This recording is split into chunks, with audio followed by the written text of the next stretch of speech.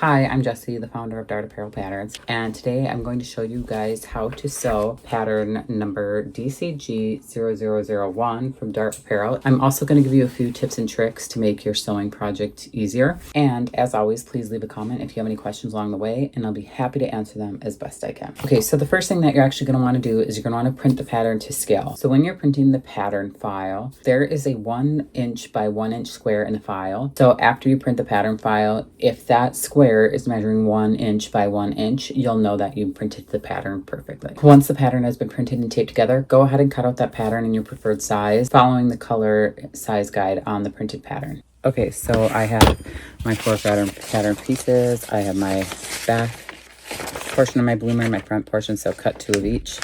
And then I need to cut 2 elastic strips of this and 1 elastic strip of this. So that's the next stage. So depending on what your fabric is, you can cut them both at the same time by lining up the selvages. I recommend ironing it if you need to, but if it's already flat enough and you're not too concerned, you might be able to get away without doing that. I also recommend pre-washing everything, just because there's nothing worse than finishing a sewing project and realizing it shrunk in the wash.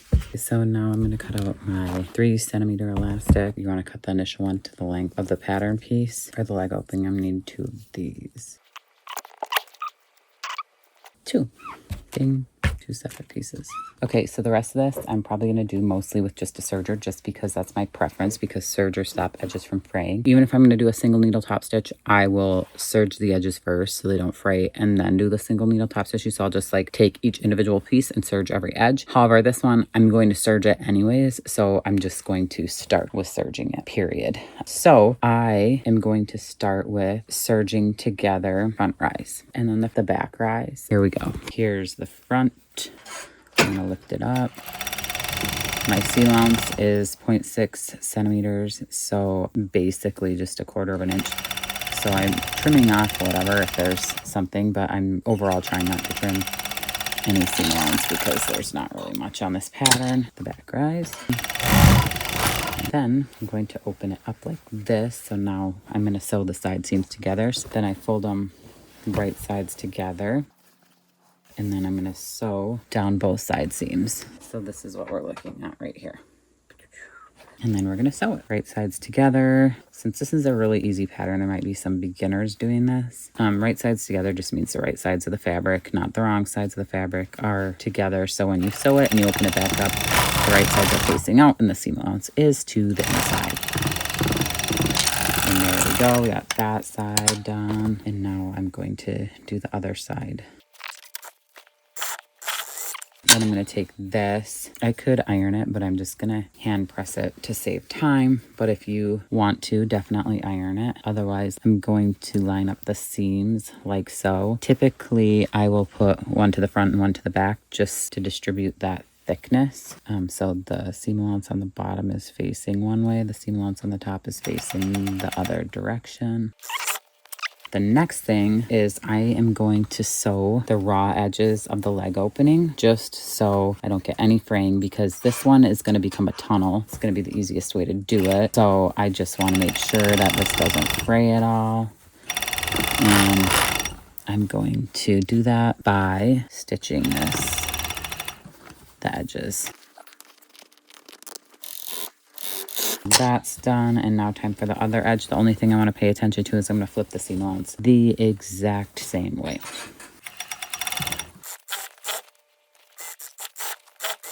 All right, and the same for the top actually. So I need to make sure that I'm flipping. I'm going to sew around the top edge now. Just going to make sure that the front and back rise, the seam allowance is facing in the same direction as it is at the bottom gusset.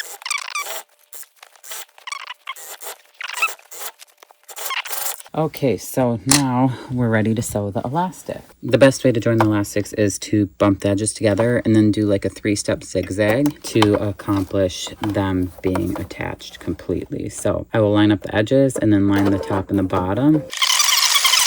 So this is how I would typically do it. If you don't have a 3-step zigzag capability, you can always use another woven piece of fabric and create like a square on the front and back and like loop it over and around and then top stitch that square instead. Just do a single needle where it will kind of create like a tunnel. Okay, and then same for the 2 small leg loops. Make sure that it's the right sides of the loops. So I have my loops. So the next step is going to be attaching the elastic to the actual top. It's not 1-to-1, so I'm gonna have to pin this elastic on with a little bit of gathering, and I'll show you how I do that sped up right here.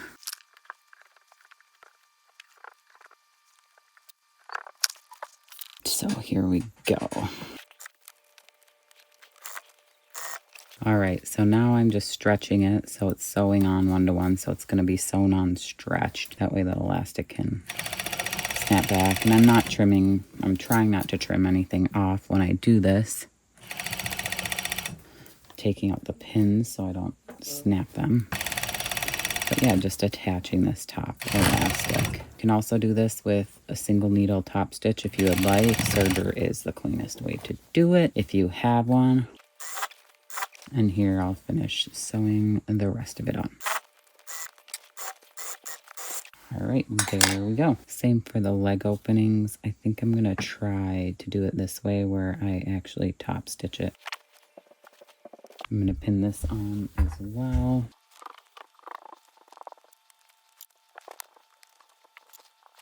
I'm going to pin on the other side as well.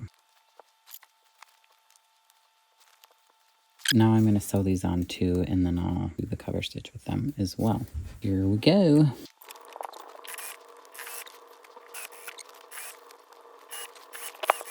Okay, and the other side.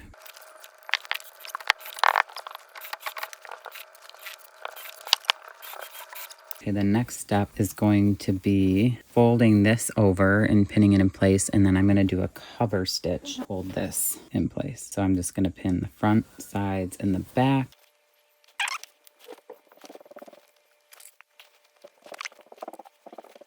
Okay, so now we're gonna go over to my cover stitch machine. You can also do this with a single needle top stitch. I'm just gonna use the cover stitch because I have it and I like the way that it looks. When you're stitching this, you need to stretch the elastic to its absolute full potential to get it to sew on the right way. And so that's what we will be doing.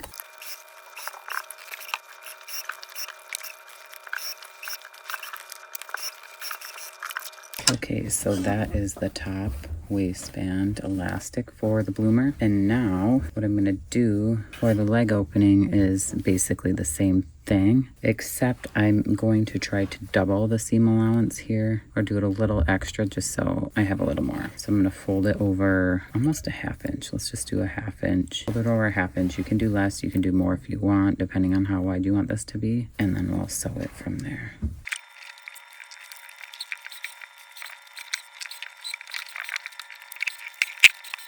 Okay, so there's that, and see how that gives that like a cute little edge there. So that's one leg of the bloomer. I'm gonna pin the other side real quick like this.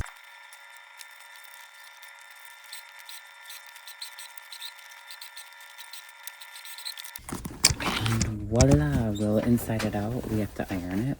Here are the bloomers. This is for about a 3T. A couple of things I want to know is you want to make sure that your elastic has good recovery so it doesn't just get stretched out and stay stretched out. You want it to snap back for sure. And then the thighs as well, same for that. So just be cognizant of that. As always, make sure to iron. This just gives it that little extra touch. I personally love having a sleeve ironing board because it just makes it really easy to get around corners and small areas.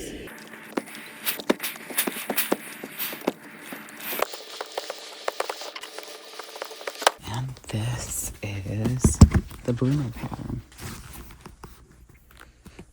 There we go. Okay, and if you guys have any questions or there's any mistakes in the pattern, please email me at contact@dartapparel.com. I will do my best to answer any of your questions or improve the pattern. If you do find a mistake and I update it, I will send you the new pattern. I understand that maybe the first time we make the pattern, it's not going to be perfect, but I want to do my best to keep improving it for everybody. And if you find a mistake, I'll make the update and send you the updated pattern. I'll also do my best to respond to any social media comments and or YouTube comments as quickly as I can. However, this is my side gig. This isn't my full-time job, so I appreciate your patience as I kind of will try to batch them. If you have any immediate questions, The quickest way to get a response from me is through Instagram. So if you go to @Dart_Apparel_patterns on Instagram and send me a message there, that's the quickest way that I respond. If you have something that's really urgent because you're in the middle of your project and you want to finish it. So yeah, thank you for purchasing the pattern, and I hope you love this one as much as I do. I made 3 of these different outfits for my daughters that are almost 2, 3, and 4. And so this has just been such a fun pattern to make. And go check out dartapparel.com for more amazing patterns in the future.